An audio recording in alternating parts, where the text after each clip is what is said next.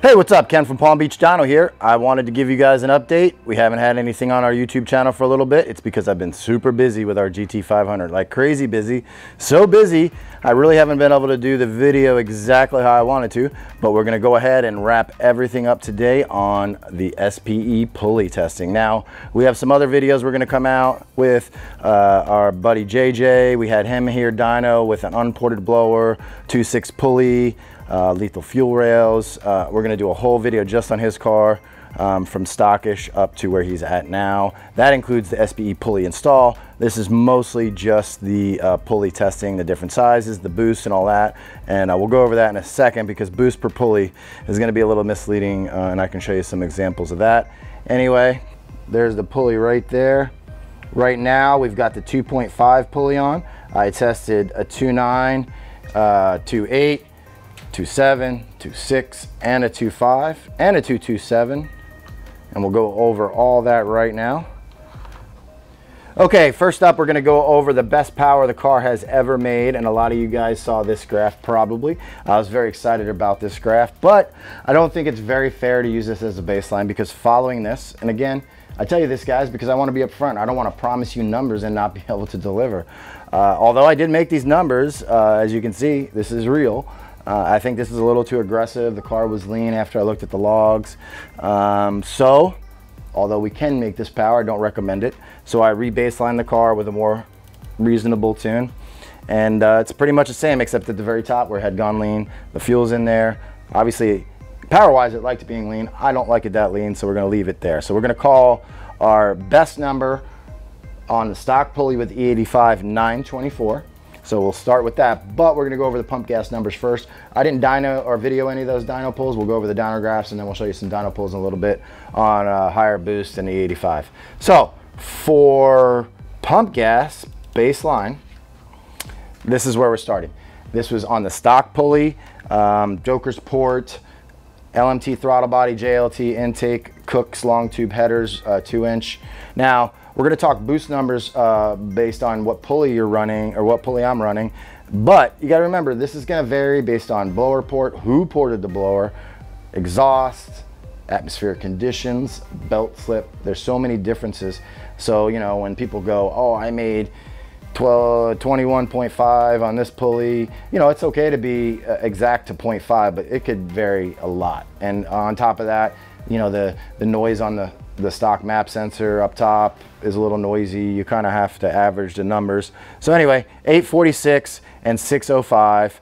And again, a large part of this is from the ported blower. You know, you're pretty much going to see on pump gas. I put up a graph at one point that was 800. It's sort of like that E85 graph. I just couldn't really repeat it. It was just under the perfect conditions, more like 780, especially in these conditions. Right now, it's over 90 degrees in the dyno room right now, and the car hasn't even been running in here for over an hour. It's always over 90 degrees lately, it seems. So anyway, let's go ahead and see where we're at. On this setup, we made right at 17, or excuse me, on this setup at 8,000 RPM, we made right at about 14 pounds of boost. With the 2.9 pulley, that put it up to 17.3. So right here, this is the very first pull I did on pump gas. Now, of course, we're at more boost, and we've got to dial that in some, but instantly we're at, what is that, 35, roughly 36 on the torque, and it picked up over 20. Not very pretty up here. So I honestly don't even remember what run is which, but right here, as you can see, I have, there's over 100 pulls on this car, let's put it that way, easily. I think it's 112. And just on the pulley testing with pulleys, I've done 30. So, and I've done way more than that. So anyway, so let's step through the runs. The next pull, we didn't pick up too much there. It looks like I was trying to figure out some stuff on the top. There we go. That's much better. This is still on pump gas. So let's get rid of some of the other ones. Let's see. So that's one, and I got the wrong ones. There we go. 877 and 647. And it looks like, we'll fast forward here, I believe, there we go, 886 and 655 was our best number on the 2.9 pulley on pump gas, it looks like. Yeah. All right, so let's see.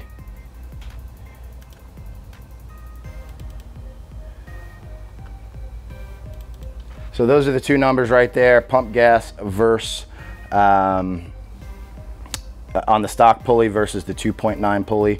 About 3 pounds of boost. We saw about 40 horsepower, which you should see a little bit more than that, but we're fighting octane at this point. So you're not gonna pick up as much. We picked up 50 on the torque. Then the pull after that, let's see. Oh wait, we did that one. 2.8 pulley. Now, this is, it says 901, and I would love to make 901 on pump gas, but looks like we got a little fake bump there at the top. You guys have seen that before on the internet. We don't like that. So we're not gonna count that pull. I can go in there and trim it, but I'm not that worried about it. Let's see. So this is the last pull. So it looked like we really didn't pick up much between the 2.9 and 2.8 pulley because we're fighting, you know, basically you're fighting octane at that point. You're adding more boost, you're pulling more timing, so net gain is about 0. On the 2.8 pulley, we bumped up to 18.1. Now, again, this is these pulls are in 91 degrees temperature, so, you know, on a cool day, I'd say you easily make over, you know, 900 horsepower easily. So anyway, so that's where we wound up on the pump gas. Let's go ahead and watch a dyno pull from the first pull on E85. What we did was we took our best run here, which we'll call, let's see, the red one, this 886, and then we went ahead and just put E85 in it and changed the tune. Let's watch that pull first and see how it goes.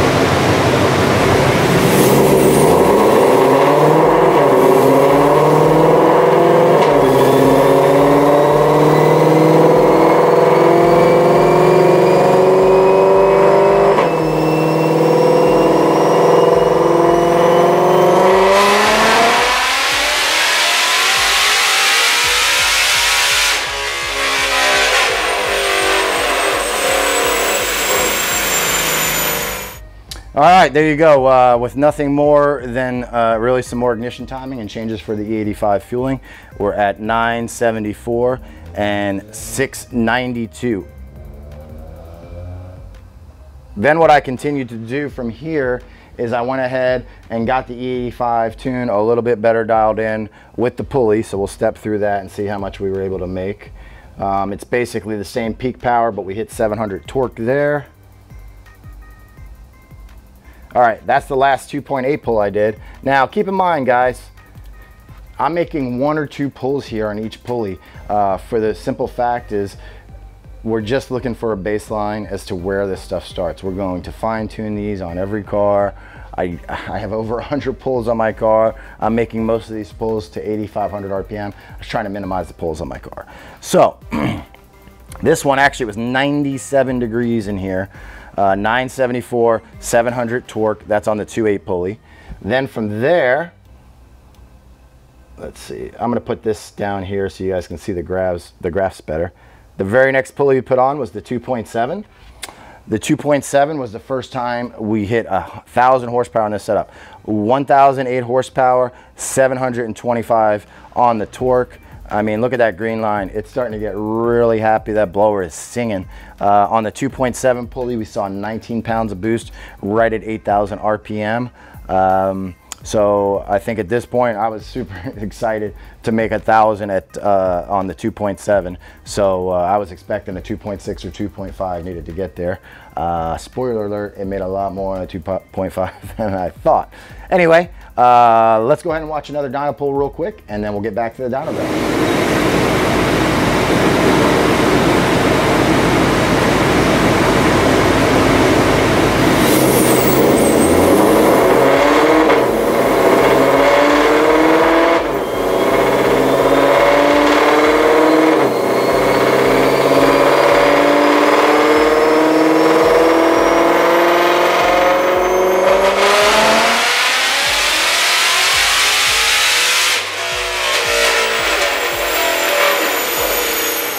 Okay guys, we're at 1025 and 758 now, and this is on the 2.6 pulley. I only did one pull on the 2.6. One other thing that I'm doing is I'm also going through and figuring out what belt sizes you're gonna need for every combination. Now here at Palm Beach Dyno, we recommend the SPE pulley setup. Any pulley change, we recommend the Whipple tensioner. The Whipple tensioner has numbers marked on it that makes verifying that you have the proper belt tension easy for you, but you still have to know what belt size to run, so we're going through all that. We're gonna have all that on our website, and we'll publish all that in a nice chart that I've been working on for you guys. It will only be valid for SPE pulleys and the Whipple tensioner, but other pulleys should be in the ballpark. Anyway, on this pull, I noticed a little bit of belt slip, and unfortunately, I didn't have the right combination of belts. So up top, you can see the gains weren't quite as good. All the way at the end, we circled back to the 2.5 with the proper belt, and results were great. But anyway, 1025 and 758. Let's go ahead and look and see what that 2.5 pull was. So 2.5 made 1,043 and 781, which sounds great, but really the difference between the 2.7 and the 2.5, which really should be 2 or 3 pounds of boost, which, you know, I would hope more like, well, right there you've got less than 40 horsepower, and that's because we had some belt slip up top. But at this point, it was a Sunday, I believe I was doing this. There was no option to get a belt. I wanted to get an idea. I'll tell you now, not on this pull, but eventually on the 2.5, we were able to make 21 pounds. Let's go back to the 2.6 real quick, and I want to give you an example of differences in exhaust and porting and all that. My car made, on the 2.6, it made 20 pounds. It might have made 21 with a little bit tighter belt, but right around 20 pounds. And I've got the ported blower, the throttle body, and the JLT, but I have the Cooks. JJ has the same setup, except he doesn't have the throttle body or the ported blower, and he has the lethal track exhaust, and he saw 21 pounds. So he actually saw more boost without the ported blower, probably because of the track exhaust versus the Cook setup. So that's something to consider. I think, you know, you may have seen my video on the 19 horsepower on the headers. Remember, that was on a stock pulley. Like, I think once we're getting to this level, it's not like I'm gonna put stock manifolds back on my car, but it would be interesting to do the same test that I did on a max effort car. Bring the car to max effort beyond the headers and then put it on. I would suspect we're in the, I don't know, 30, 40 range at this point, maybe. So that's the 2.5. That didn't hold real well. So what we did next was, let's see, this is a 2.27 pulley. That's pretty small. At this, with this pulley, we're getting real close to the maximum RPM. We want to spin the blower. That's partly why I didn't pull it all the way up. But look at that. On the first pull, it made 1066 and 845. Now, all of these pulls, these last 4 or 5, pretty much after I switched to E85, I didn't flash the car at all. So there's some optimization that could be done that I've continued to do even after these pulls that, you know, consider fine tuning, but we're doing that constantly. It's not like we do this, here's our tune, and buy it. Every day we're refining these. Today, I tuned 2 GT500s. Tomorrow, I'm tuning another GT500, and it's gonna get better than this every single time. And it's because we tune cars here on the dyno, we tune them remotely. All these files that I did, I already sent to Lee Dennis up in Indiana. His car ran perfectly on this exact file. So we're really getting refined here on the engine tuning. Anyway, 1066, I believe, let's see. Make one more. Yeah, that one, something. Oh, I had a timing issue there. I think I had some problems after this for a little bit. So let's step through it. 1072, 1082. We're still on the 227. Here's what I'm gonna do. I'm gonna get rid of this stuff here and go back to that, so you can really see the gains. And remember, the 924 is the E85 baseline.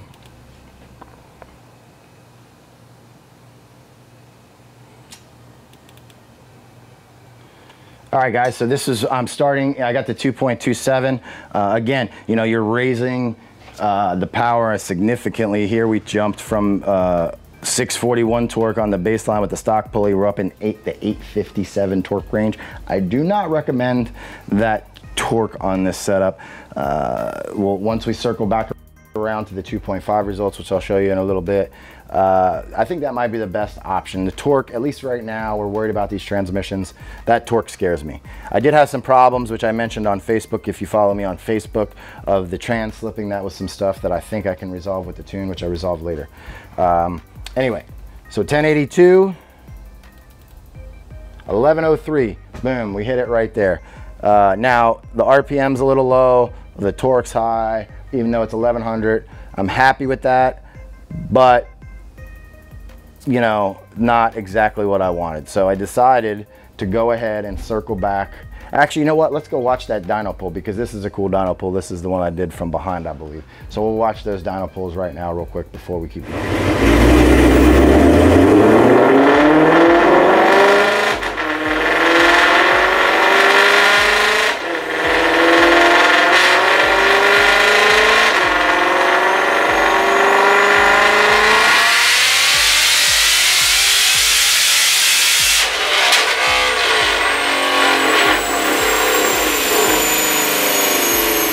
All right, man, that thing just sounds amazing. Like I don't get to hear it like that very often because I'm in the car doing it a lot of the time. So, but it sounds good. Anyway, so 1103, that was great.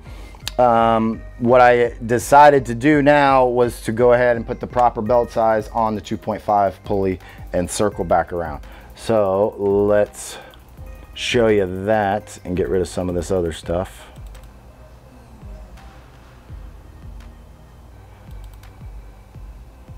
Okay, so that's the baseline 85. That's the 2.27, which the 2.27 was slipping up top also. I forgot to tell you that. We're going over the boost numbers. On the 2.5, I saw 21.5.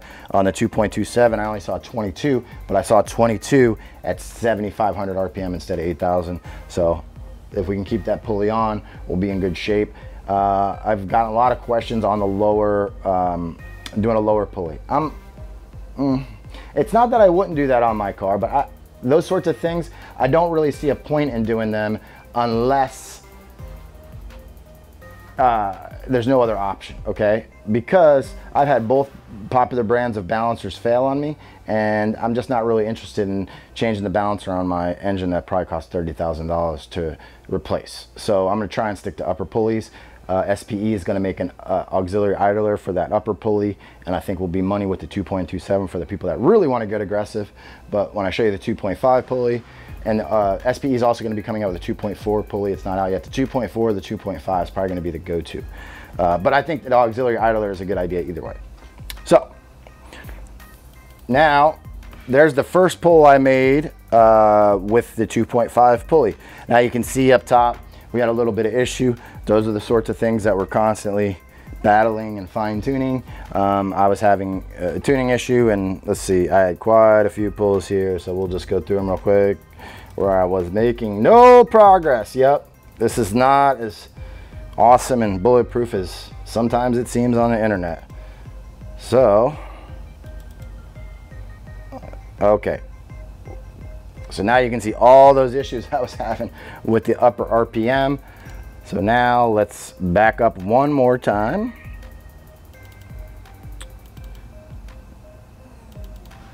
That's where we wound up. So the green is the 2.5 pulley. We're at 1,078 and 774, but we have a much larger power band. We've scrubbed off some torque. Down here, I actually have some timing pulls, and it's just a really smooth file. Lee tested this file on the street, and it hooked, and he said it felt awesome. So anyway, let's go ahead and watch a dyno pull, and then I'll wrap it up when we come back.